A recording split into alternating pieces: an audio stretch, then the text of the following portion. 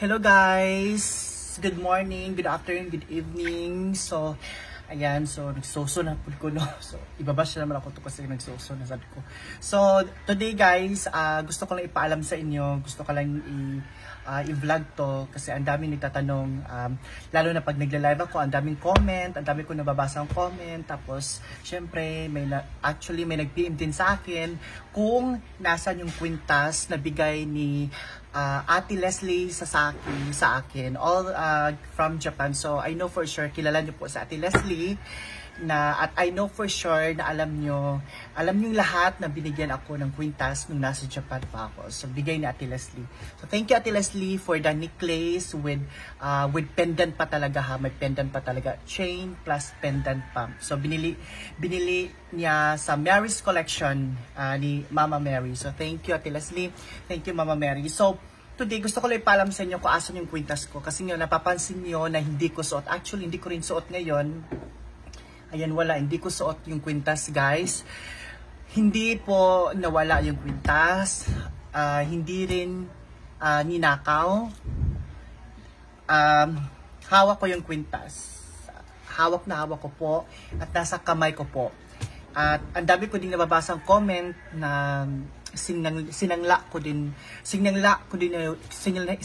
na din daw yung kwintas. So judgment agad, no?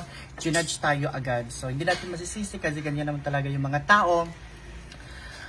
Ginudge tayo agad. Hindi tayo tinatanong muna first, di ba? Pero actually anong tawag dito? Nagtatanong naman pero hindi ko nga sinasagot ang diretsahan. So ito na nga. Pero may mga judgment talaga na tao. So, may nababasa akong comment na sinangla ko na daw. Kaloka. So, hindi nawala, hindi ninakaw, hindi ko rin sinangla yung kwintas. Actually, hawak ko. Hawak ko yung kwintas.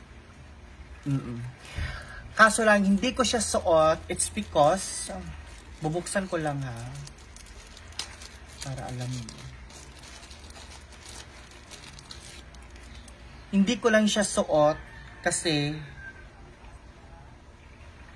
wait lang. Okay. So, hawak ko yung kwintas. Ito yung bigay ni Ate Leslie. I-clear ko lang sa inyo ha. Kasi baka sabihin nyo namang peke to or hindi ito yon. Actually, ito yon. Wait lang kasi nagbulol-bulol.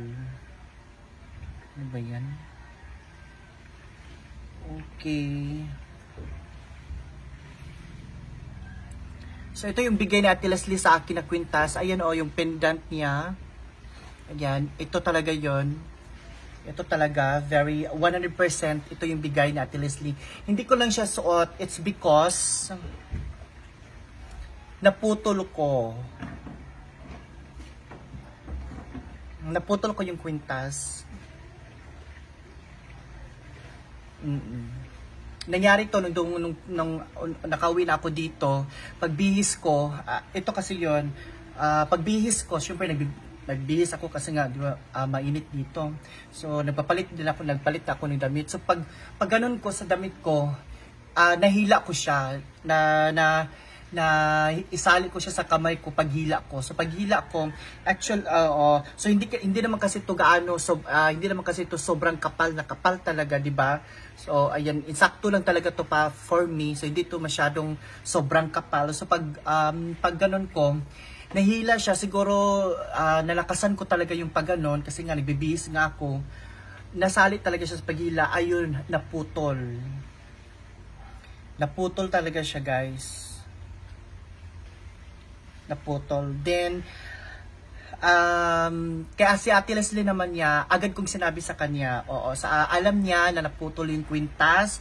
Nung araw na yun na naputol, agad ko siyang chinat. Chinat ko siya agad na, Ate Leslie, huwag ka magalit ha. Sorry, pasensya na talaga, hindi ko sinadya. Ayan, naputol po yung kwintas na bigay mo. Pero don't worry, sinabi ko naman sa kanya, don't worry. Meron namang pwede naman tong idugtong ulit. Kaso sa syudad lang talaga, wala dito sa saan, I think. Wala sa saan. So kailangan ko pag pumunta ng syudad. So as soon as possible pupunta ako ng syudad para papadugtong ko to. Maibabalik naman to sa dati eh. So don't worry. So sinabi ko na kay Ate Leslie, so okay naman siya. Ang gusto lang din niya is as soon as possible maidugtong na ito agad. So Ate Leslie, if you are watching right now, pasensya ka na talaga. Hindi ko talaga sinadya. Oo, hindi ko talaga sinadya na putulin to. Sadyang aksidente lang talaga na nagbibihis ako, hinawa ko yung kamay, grabe yung force kasi alam mo naman yung kamay ko, lalaki.